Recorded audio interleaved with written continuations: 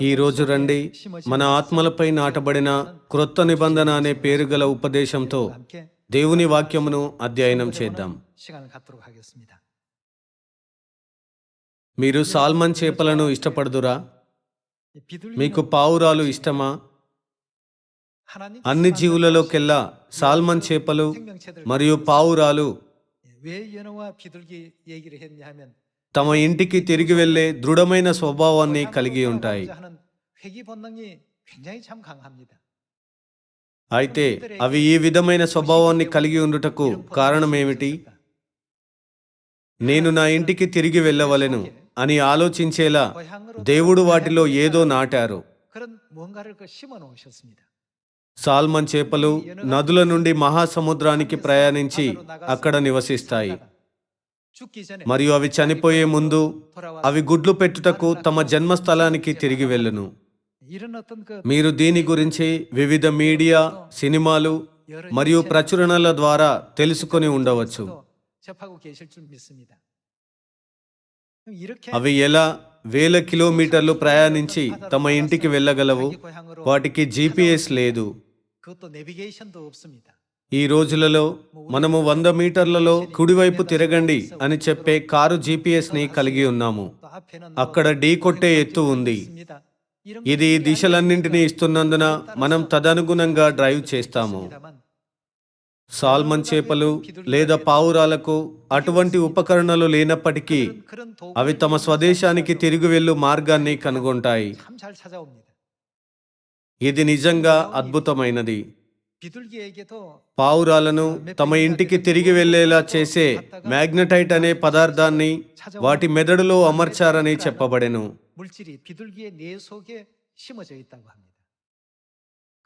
కాబట్టి మేఘావృతమైన రోజు లేదా అర్ధరాత్రి కూడా పావురాలు తమ గూటికి తిరిగి వెళ్ళగలవు. దేవుడు అలాంటి స్వభావమును వాటి లోపల నాటెను. అవి ఎంత దూరం వెళ్ళి అనేక సంవత్సరాలు యాత్రికులుగా జీవించినప్పటికీ అవి తమ ఇంటికి తిరిగి వెళ్ళును. మనం దీనిని సాక్ష్యమిస్తుండగా మనం మన ఆత్మల యొక్క నిజమైన గృహానికి తిరిగి వెళ్ళేలా సహాయం చేయుటకు దేవుడు మనలో ఏదో విత్తలేదా అని ఆశ్చర్యపోవచ్చు. ప్రతి ఒక్కరూ మీరెప్పుడైనా దీని గురించి ఆలోచించారా? దేవుడు తన ప్రజల హృదయాలపై ఒక అద్భుతమైన బహుమతిని నాటునని వాగ్దానం చేశారు. ఈరోజు రండి మనము దీనివల్ల మనం ఈ విధమైన విశ్వాసమును మరియు మనస్తత్వమును కలిగి ఉండగలిగాము అని ఆలోచిద్దాం. దీని ద్వారా మనము తండ్రి అయిన దేవుడిని, తల్లి అయిన దేవుడిని మరియు మన పరలోక గృహాన్ని తెలుసుకోగలిగాము. రండి పరిశుద్ధ గ్రంథం ద్వారా సమాధానమును కనుగొందాం. దేవుడు పావురాలు మరియు సాల్మన్ చేపలలో ఒక స్వభావమును లిఖించారు. తద్వారా అవి తమ ఇంటికి తిరిగి వెళ్ళగలవు. అటువంటి చిత్తము మన ఆత్మల లోపల కూడా కనిపిస్తుంది. ఇది ఏమిటి? ఇర్మియా 31వ అధ్యాయం ద్వారా రండి మన ఆత్మలపై లిఖించబడిన క్రొత్త నిబంధన అనే అంశంపై జాగ్రత్తగా ప్రతిబింబించుకుందాం. రండి ఇర్మియా 31వ అధ్యాయం 31వ వచనాన్ని చూద్దాం. ఇర్మియా 31వ అధ్యాయం 31వ వచనంలో ఇలా వ్రాయబడెను: ఇదిగో నేను ఇశ్రాయేలు వారితోనూ యూదా వారితోనూ క్రొత్త నిబంధన చేయు దినములు వచ్చుచున్నవి. ఇదే యెహోవా వాక్కు. అది ఐగుప్తులో నుండి వారిని రప్పించుటకై నేను వారిని చెయ్యి పట్టుకొనిన దినమున వారి పితరులతో నేను చేసిన నిబంధన వంటిది కాదు. నేను వారి పెనిమిటినైనను వారు ఆ నిబంధనను భంగము చేసుకొనిరి. ఇదే యెహోవా వాక్కు. ఈ దినములైన తర్వాత నేను ఇశ్రాయేలు వారితోనూ యూదా వారితోనూ చేయబోవు నిబంధన ఇదే. దేవుడు తన ధర్మశాస్త్రమును ఎక్కడ ఉంచును? వారి మనసులలో నా ధర్మవిధి ఉంచెదను. దేవుడు వారి మనస్సులలో నా ధర్మవిధి ఉంచెదను అని చెప్పారు.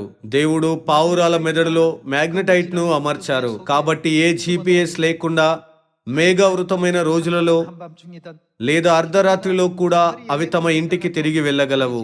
అదేవిధంగా మనం మన పరలోక గృహానికి మరియు పరలోక తండ్రి మరియు పరలోక తల్లి యొక్క చేతులలోకి తిరిగి వెళ్ళగలిగేలా దేవుడు మనలో ఏదో నాటారు. 뭔가 심어놓은 దేవుడు మనలో ఏమి నాటారు? 뭘 심으셨다고요? ఆయన వారి మనసులలో నా ధర్మశాస్త్రమును ఉంచెదను అని చెప్పారు. మరి ఒక మాటలలో 다른 말로 ఆయన మనలో తన ధర్మశాస్త్రమును విత్తారు. వారి మనసులలో నా ధర్మవిధి ఉంచెదను, వారి హృదయం మీద దాన్ని వ్రాసెదను. యెహోవా వాక్కు ఇదే. 내 백성이 될 것이라. దేవుని యొక్క ధర్మశాస్త్రమును కలిగి ఉండని వారు మార్గాన్ని కనుగొనలేరు. వారు పరలోకమునకు గల మార్గాన్ని కనుగొనలేరు. 음성도 మరియు తండ్రి మరియు తల్లి యొక్క స్వరాలు వారిలో పనిచేయవు. 아무것도 작용할 수가 없습니다. పావురం యొక్క మెదడు నుండి మ్యాగ్నెటైట్ తొలగించబడినట్లయితే అది 10 మీటర్ల దూరం నుండి కూడా తన ఇంటిని కనుగొనలేదు. 그러나 ఏమైనా దేవుడు ఒక పావురం యొక్క మెదడులో మ్యాగ్నెటైట్ ని అమర్చారు. 내 속에 심어 అది ఎంత దూరం ఎగిరిపోయినా దాని ఇంటికి తిరిగి వెళ్లేలా అనుమతించారు. 집을 찾아올 수 있고 연어가 అంతేకాకుండా ఒక సాల్మన్ చేప అనేక సంవత్సరాలుగా మహాసముద్రంపై సంచరించును. 찾아와서 మరియు అది చావుకు దగ్గరైనప్పుడు అది తన ఇంటికి తిరిగి వచ్చి గుడ్లను పెడుతుంది. 내용들은 సాల్మన్ చేపలో దేవుడు ఏదో నాటారు. 무엇인가가 있습니다. అయితే దేవుడు తన ప్రజలలో ఏమి నాటును? 시켰다고요? దేవుడు వారి మనసులలో తన ధర్మశాస్త్రమును నాటును. ఈ లోకంలోని ప్రజలు విశ్రాంతి దినము మరియు పస్కాను ఆచరించక బదులుగా క్రిస్మస్ ఆచరించినప్పటికీ వారు ఏ అసౌకర్యాన్ని లేదా ఆందోళనను అనుభూతి చెందరు. 불안함이 없습니다. 이유가 అదెందుకు? 우리 అదెందుకనగా వారు తమలో దేవుని ధర్మశాస్త్రమును కలిగి ఉండరు. ఏమైనా దేవుడు మనలో తన ధర్మశాస్త్రమును నాటారు. ఈ తేడా వల్ల దేవుడు ఇలా సెలవిస్తున్నారు: వారు ఏ దేశం నుండి వచ్చిరో ఆ దేశమును జ్ఞాపకమందుంచుకున్న ఎడల మరలా వెళ్ళుటకు వారికి వీలు కలిగి ఉండును. అయితే వారు మరీ శ్రేష్టమైన దేశమును అనగా పరలోక సంబంధమైన దేశమును కోరుచున్నారు. దేవుడు మనకు పరలోక రాజ్యం గురించి బోధించారు మరియు మనల్ని అక్కడికి తిరిగి వెళ్ళుమని కోరుచున్నారు. 에게는 దేవుని యొక్క ధర్మశాస్త్రమును కలిగి ఉన్న ప్రజలు ప్రతిస్పందిస్తారు. దేవుని వాక్యము ప్రభావం చూపును మరియు వారి ఆత్మలు కదిలింపబడును. ప్రజలు విశ్రాంతి దినము, పస్కా మరియు తల్లి అయిన దేవుని గురించిన అదే సమాచారాన్ని విన్నప్పటికీ ప్రతిచర్యలన్నీ భిన్నంగా ఉంటాయి. కొందరు లోతుగా స్పందిస్తారు, కొందరు పాక్షికంగా స్పందిస్తారు, కొందరు ఏ మాత్రం స్పందించరు. 2000 సంవత్సరాల క్రితం యేసు వచ్చినప్పుడు 땅에 오셨을 때 ఆయన పరలోకం నుండి నశించిన దానిని వెదకి రక్షించుటకు నేను వచ్చి తినని సెలవిచ్చారు. ఆయన ఈ వాక్యాన్ని ప్రకటించలేదా? 이렇게 말씀하지 않았습니까?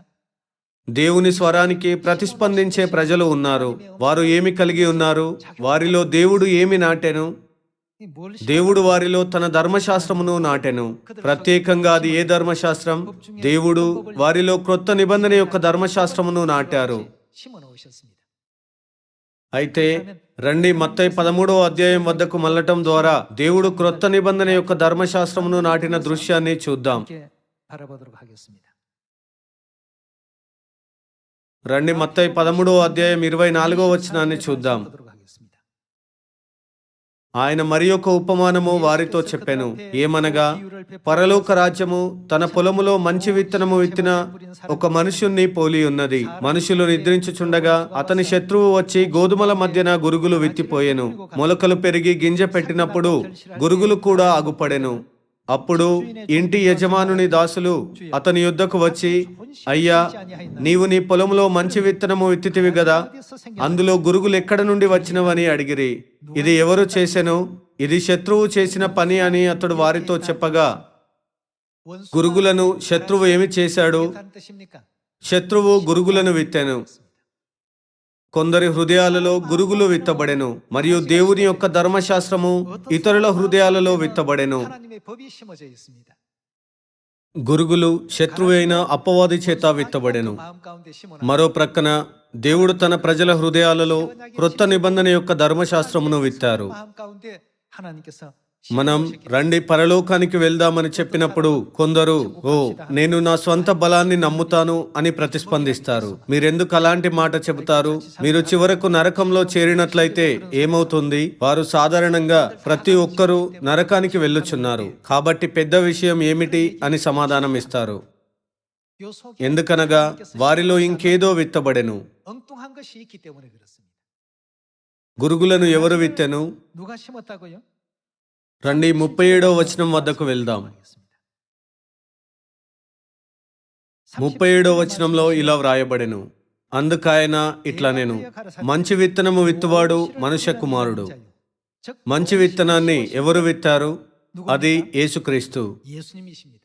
మరి యొక్క మాటలలో యేసుక్రీస్తు మనలో ఏ ధర్మశాస్త్రమును ఉంచారు? 우리 속에 심어 ఆయన మన హృదయాలలో క్రొత్త నిబంధన యొక్క ధర్మశాస్త్రాన్ని విత్తారు. 속에 심었고 밭은 새 పొలము లోకము, మంచి విత్తనములు రాజ్య సంబంధులు, గురుగులు దుష్టుని సంబంధులు.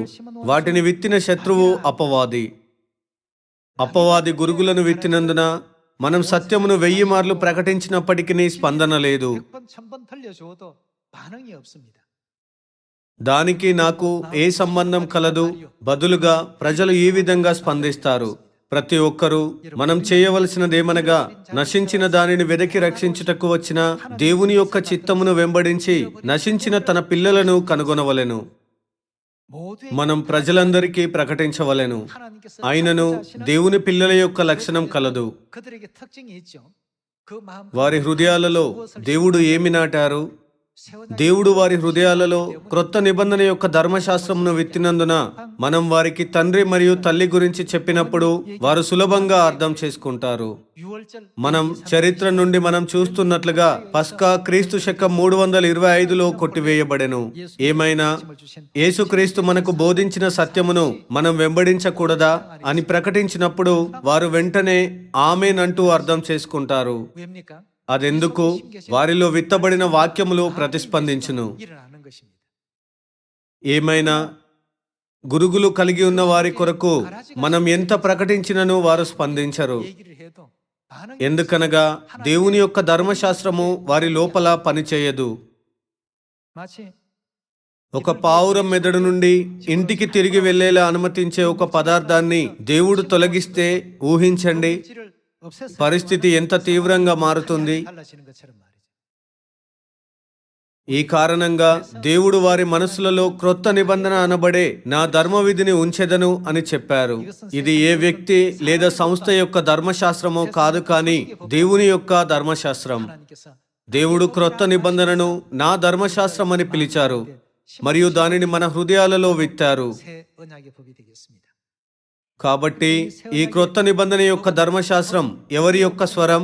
అది దేవుని యొక్క స్వరము. దేవుని యొక్క పిల్లలు ఆయన స్వరాన్ని విన్నప్పుడు వారు స్పందిస్తారు. 성을 들으면 반응을 합니다.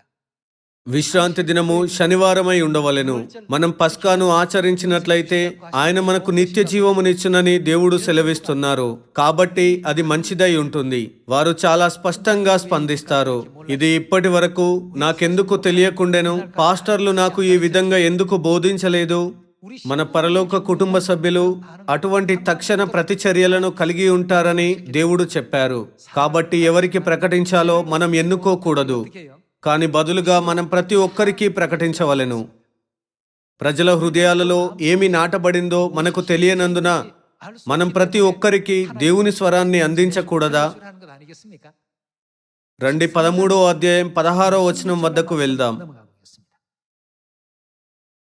13వ అధ్యాయం 16వ వచనంలో యేసు ఇలా సెలవిస్తున్నారు, అయితే మీ కన్నులు వారు ఏమి చేయును? చూచుచున్నవి గనుక అవి ధన్యములైనవి, మీ చెవులు వినుచున్నవి గనుక అవి ధన్యములైనవి. 했습니다. మనం మన కళ్ళతో చూడగలము మరియు మన చెవులతో వినగలము. కొన్ని మార్లు మన మంచి జ్ఞాపక శక్తితో దేవుని బోధనలను గుర్తుంచుకున్నామని పొరపాటుగా అనుకుంటాము మరియు ప్రస్తుతం వాటిని పాటిస్తున్నాము. ఏమైనా అది విషయం కాదు. దేవుడు ఈ భూమిపైకి వచ్చి మానవాళిపై తన బోధనలను కుమ్మరించినప్పటికీ కొందరు ప్రజలు స్పందిస్తారు, మరికొందరు స్పందించరు. ప్రతి ఒక్కరూ బోధనలు విన్నప్పుడు ప్రతిస్పందించవలసినట్లయితే ఈ స్థలం అంచుల వరకు నిండి ఉంటుంది. 빙 이 공간이 ఇక్కడ యేసుక్రీస్తు మీ కన్నులు చూచుచున్నవి గనుక అవి ధన్యములైనవి, మీ చెవులు వినుచున్నవి గనుక అవి ధన్యములైనవి అని సెలవిస్తున్నారు. 들을 수 있다.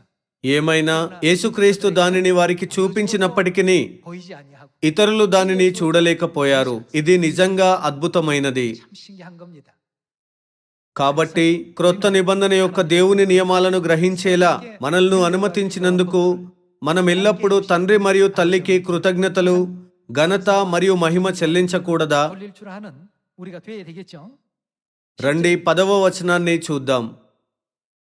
తర్వాత శిష్యులు వచ్చి, నీవు ఉపమాన రీతిగా ఎందుకు వారితో మాట్లాడుచున్నావని ఆయనను అడగగా, ఆయన వారితో ఇట్లనెను, పరలోక రాజ్య మర్మములు ఎరుగుట ఏమి జరిగెను? మీకు అనుగ్రహింపబడి ఉన్నది గాని వారికి అనుగ్రహింపబడలేదు. 했습니다. జ్ఞానము మనకు అనుగ్రహింపబడి ఉన్నది గాని వారికి కాదు. 저들은 허락이 안 됐다. ఒక పావురం నుండి మ్యాగ్నెటైట్ తొలగించబడినట్లయితే అది ఎప్పటికీ ఇంటికి వెళ్లే మార్గాన్ని కనుగొనలేదు. 찾아갈 수가 없습니다. దేవుడు వాటిలో మ్యాగ్నెటైట్ ఉంచినందున మాత్రమే అవి తమ ఇంటికి తిరిగి వెళ్ళగలవు. అదేవిధంగా మనం మన ఆత్మిక గృహానికి తిరిగి వెళ్ళుటకు దేవుడు మనలో ఏమి విత్తారు? దేవుడు మనలో క్రొత్త నిబంధన యొక్క ధర్మశాస్త్రాన్ని ఉంచారు. 두겠다고 했습니다.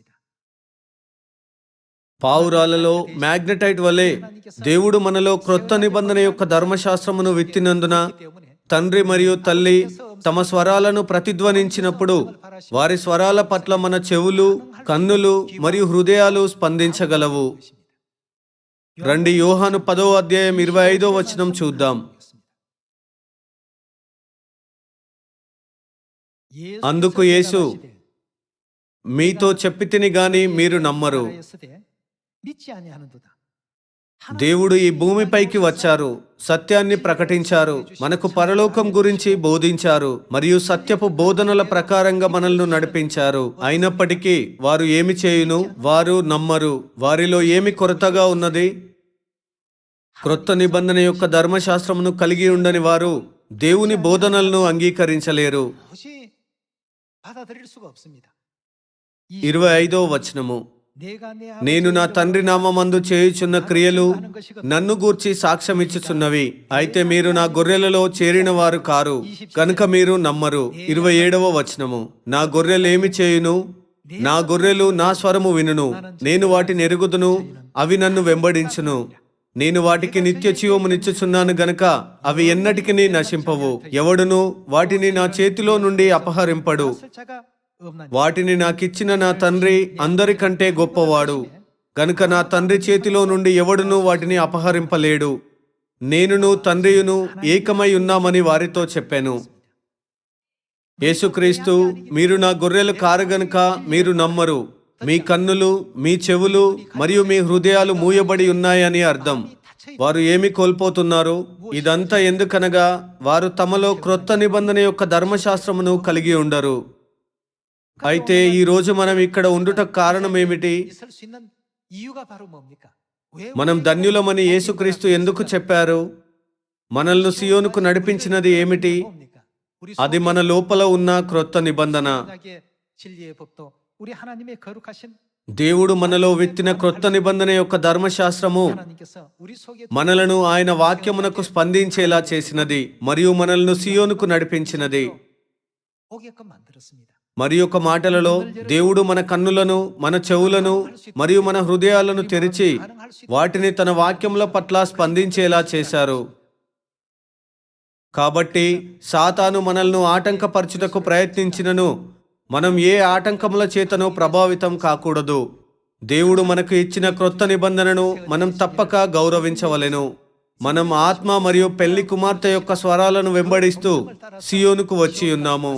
కాబట్టి రండి సియోనులో తండ్రి మరియు తల్లి అనుగ్రహించే రక్షణలో పాలు పుచ్చుకోవడంలో మనం ఎన్నటికీ విఫలం కాక ఉందాము. రండి యెషయా 29వ అధ్యాయం 9వ వచనం వద్దకు మళ్ళీ తమ హృదయాలలో క్రొత్త నిబంధన యొక్క ధర్మశాస్త్రమును కలిగి ఉండని వారితో యేసు మరియు ప్రవక్తలు ఏమి చెప్పారో తెలుసుకుందాం. యెషయా 29వ అధ్యాయం 9వ వచనంలో ఇలా వ్రాయబడెను, జనులారా తేరి చూడుడి, విస్మయముందుడి, మీ కండ్లను చెడగొట్టుకొనుడి, గ్రుడ్డివారగుడి. ద్రాక్షారసము లేకయే వారు మత్తులై ఉన్నారు, మద్యపానము చేయకయే తూలుచున్నారు. యెహోవా మీ మీద గాఢ నిద్రాత్మను కుమ్మరించి ఉన్నాడు. మీకు నేత్రములుగా ఉన్న ప్రవక్తలను చెడగొట్టి ఉన్నాడు. మీకు శిరస్సులుగా ఉన్న దీర్ఘదర్శులకు ముసుగు వేసి ఉన్నాడు. దీనినంతటిని గూర్చిన ప్రకటన, ఈ దర్శనము పరిశుద్ధ గ్రంథమును సూచిస్తుంది కదా. ఈ పరిశుద్ధ గ్రంథం అంతా గూఢమైన గ్రంథ వాక్యముల వలె ఉన్నది. ఒకడు, నీవు దయచేసి దీన్ని చదువుమని చెప్పి అక్షరములు తెలిసిన వానికి వానిని అప్పగించును. అతడు, వారు ఎలా సమాధానం ఇస్తారు? వారు దీనిని చదవగలరా? అది నా వలన కాదు, అది గూఢార్థముగా ఉన్నదని చెప్పును. వారు దీని అర్థం ఏమిటో నాకు తెలియదు అని చెప్పుదురు. 이것으로 이제 끝이 납니다. అదెందుకనగా దానిని గ్రహించే సామర్థ్యమును దేవుడు వారిలో ఉంచలేదు. 그 속에 주지 않으셨기 때문에. రండి 12వ వచనంతో కొనసాగిద్దాం.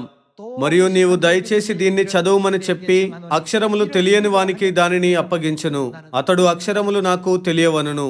유식한 자에게도 ఈ గ్రంథమును వివరించడం చదవగలిగిన వారికి 무식한 మరియు చదవలేని వారికి అసాధ్యం. 책이라고 이렇게 일깨워 주셨습니다. అయితే చదవగలవారు మరియు చదవలేని వారు ఎవరు? 이 사람들은 어떤 유형의 రండి 13వ వచనంతో కొనసాగిద్దాం. 13절에 계속 봅니다. ప్రభువు ఇలాగు సెలవిచ్చి ఉన్నాడు, ఈ ప్రజలు నోటి మాటతో నా యొద్దకు వచ్చుచున్నారు, పెదవులతో నన్ను గనపరచుచున్నారు గాని తమ హృదయమును నాకు దూరము చేసుకొని ఉన్నారు. వారు నా ఎడల చూపు భయభక్తులు ఏ విధమైన విధులు మానవుల విధులను బట్టి వారు నేర్చుకొనున్నవి. వారు మానవ నియమాలను ఆచరిస్తారు. మరి ఒక మాటలలో సాతాను చేత విత్తబడిన గురుగులు వారిలో విత్తబడెను. 하나님께서 తమ హృదయాలలో దేవుని ధర్మశాస్త్రమును కలిగి ఉన్న ప్రజలకు మరియు తమ హృదయాలలో గురుగులు కలిగి ఉన్న ప్రజలకు మధ్యన తేడా కలదు. 사람들과는 완전히 차이가 있죠. కాబట్టి మనం వారికి దేవుని వాక్యాన్ని ప్రకటించినప్పటికీ స్పందన ఉండదు. 여기는 반응이 없어요. సంబంధం లేదు అనే వాక్యాన్ని అరువుగా తీసుకోవడానికి 코드가 맞지 않는다는 겁니다. 코드가. ఒక సంకేతం పంపబడినప్పటికీ వారు దానిని పొందుకోలేరు. 수신할 어떤 능력이 없습니다. వారు మనుషుల విధులకు అంటిపెట్టుకుని ఉండగా దేవుని ఆజ్ఞలను అంగీకరించగలరా? లేదు, వారు అంగీకరించలేరు. అందుకనే మనం చదవగలిగే వారిని దయచేసి ఇది చదవండి అని అడిగినట్లయితే వారు నా వలన కాదు, అది గూఢార్థముగా ఉన్నది అని చెప్పును. లేక మనం చదవలేని వారిని దయచేసి ఇది చదవండి అని అడిగితే వారు అక్షరములు నాకు తెలియవు అని సమాధానం ఇస్తారు. ఇరువురు చదవలేరని చెప్పుదురు. దేవుని యొక్క ధర్మశాస్త్రము వారి హృదయాలలో లేనందున వారికి దేవుని యొక్క పరిశుద్ధ వాక్యములు గ్రహించలేని గ్రంథముగా మారును. 하는 것입니다. ఇది పరిశుద్ధ గ్రంథంలో ఆశ్చర్యకరము అని సూచించబడెను. 왜냐하면 వారు ఈ లోకంలో తమ జ్ఞానం గురించి అతిశయిస్తారు. 사람처럼 కాబట్టి వారికి దేవుని చిత్తం గురించి బాగా తెలియజేయవలెను. 굉장히 잘 아는 사람이 ఏమైనా నిజానికి వారికి దేవుని చిత్తం గురించి ఏమీ తెలియదు. 알지 못하는 ఇది నిజంగా ఒక ఆశ్చర్యకరమైన దృగ్విషయము. 하고 있습니다. రండి 13వ వచనంతో కొనసాగిద్దాం. 주께서 가로되 ప్రభు ఇలాగు సెలవిచ్చి ఉన్నాడు, ఈ ప్రజలు నోటి మాటతో నా యొద్దకు వచ్చుచున్నారు, పెదవులతో నన్ను గనపరచుచున్నారు గాని తమ హృదయమును నాకు దూరము చేసుకొని ఉన్నారు. వారు నా ఎడల చూపు భయభక్తులు మానవుల విధులను బట్టి వారు నేర్చుకొనినవి. కాగా నేను మరలా ఈ జనుల ఎడల ఒక ఆశ్చర్య కార్యము జరిగింతును. అసాధారణ విషయాలతో వారి జ్ఞానుల జ్ఞానము దానికి ఏమి జరుగును? 지혜자의 지혜가 వ్యర్థమగును. 없어지고 వారి బుద్ధిమంతుల బుద్ధి మరుగైపోవును. 가리워질 것이다. కొందరు ఆ వ్యక్తి చాలా తెలివైన వాడు మరియు అనేక విదేశీ భాషలు మాట్లాడగలడు, 저 정도가 ఆ వ్యక్తి పరిశుద్ధ గ్రంథమును క్షుణ్ణంగా విశ్లేషించగలడు అని తలంచవచ్చు. 적으로 잘할 것 같은데 ఏమైనా జ్ఞానుల యొక్క జ్ఞానము వ్యర్థమగును, వారి బుద్ధిమంతుల బుద్ధి మరుగైపోవునని దేవుడు ప్రవచించారు. 것이다 하고 했습니다. వారి లోపల ఏమి కోల్పోవుచున్నది? వారిలో దేవుని యొక్క నియమం లేదు. 나의 법을 దేవుడు వారి మనసులలో నా ధర్మ విధిని ఉంచెదను, నేను వారికి దేవుడనై ఉందును, వారు నా ప్రజలగుదురు అని సెలవిచ్చారు. కాబట్టి ఈ రోజు ఇక్కడ ఉండుటకు మనం ఎంత ధన్యులము. దేవుడు మనపై ఆశీర్వాదాలు కుమ్మరించి మనల్ని ఇక్కడికి నడిపించినందున మనం ఈ రోజు ఇక్కడ ఉన్నాము. బాహ్యంగా మీరు ఈ జిప్సాని నన్ను ఇక్కడికి నడిపించారు అని అనుకోవచ్చు, ఎవరో మనల్ని ఇక్కడికి నడిపించినట్లుగా కనబడవచ్చు. ఏమైనా వారు తండ్రి మరియు తల్లి యొక్క స్వరాలను మనకు అందించినప్పుడు 듣고 మనలోని దేవుని యొక్క ధర్మశాస్త్రము స్పందించెను. 반응을 한 겁니다. సులభంగా చెప్పాలంటే కనెక్షన్ తయారు చేయబడింది. 맞게 된 것이죠. అందుకనే మనం నేను పూర్తిగా గ్రహించగలను, ఇదే సత్యము అని చెప్పగలిగాము. మనము నేను 30 సంవత్సరాలుగా మోసపోయాను, 30년 동안에 서가만 살아왔구나. అది కొంత శక్తిని కలిగి ఉన్నట్లుగా 그리고 크리스마스 సిలువ ముందు ప్రార్థిస్తూ నేను చాలా గ్రుడ్డిగా ఉంటిని 힘이나 주는 మరియు ఆదివారపు ఆరాధన క్రిస్మస్ ఆచరించాను అని చెప్పగలము. 많이 하고 ఈ విధంగా మనలో లిఖించబడిన దేవుని యొక్క ధర్మశాస్త్రము స్పందించడం ప్రారంభించినప్పుడు ఏమి జరిగెను? మనం ప్రతిదీ గ్రహించాము. మనం ఈ సమయమంతా నేను దేవుణ్ణి సరిగ్గా సేవిస్తున్నానని అనుకున్నాను, కానీ నిజానికి నేను సూర్యదేవుడిని ఆరాధిస్తుండెను అని గ్రహించగలిగాము. అటువంటి గ్రహింపు దేవుని ప్రజలలో విత్తబడిందని వ్రాయబడెను. అది మన ఆత్మలపై లిఖించబడినందున మనం విశ్రాంతి దినము మరియు పస్కాను త్వరగా గ్రహించగలము. మన కన్నులు, చెవులు మరియు హృదయాలు తెరవబడెను. 귀가 열리고 마음이 열리는 것입니다. ఏమైనా ప్రజలు ఎంత తెలివైన వారైనా వారి హృదయాలలో మనుషుల పద్ధతులు ఉన్నట్లయితే వారు పరిశుద్ధ గ్రంథంలోని దేవుని ధర్మశాస్త్రమునకు స్పందించరు. 가르쳐 주어도 반응하지 않습니다.